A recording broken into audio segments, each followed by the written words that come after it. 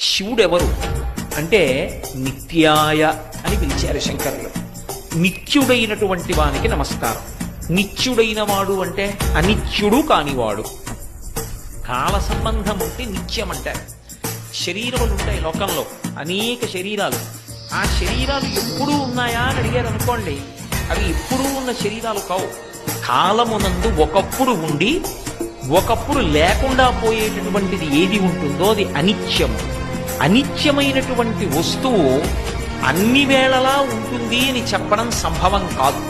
ఈ లోకంలో ఒక లక్షణం ఉంటుంది, ఎవరైనా సరే కొంతకాలమే ఉంటారు. ఇది ఎక్కడి నుంచి ఎక్కడి వరకు ఉంటుందంటే దేవతల దగ్గర నుంచి కూడా ఉంటుంది. అందుకే దేవతలకి త్రిదశులు అని పేరు.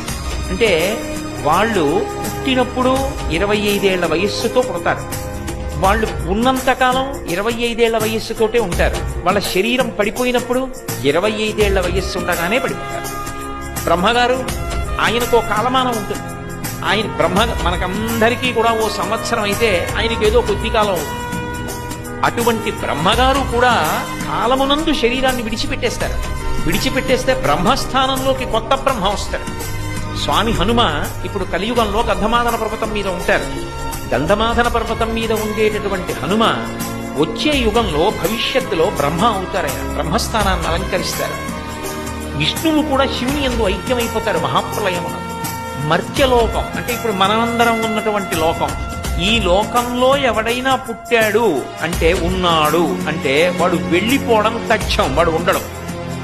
ఇక వెలుగి ఇవ్వగలిగినటువంటి సూర్యచంద్రులు కూడా ఆగిపోతారు. ఈ కటిక చీకటి కావల ఒక్కడే వెలుగుతూ ఉంటాడు. ఆ వెలుగుతూ ఉండిపోయే తత్వానికి పరమశివుడని పేరు.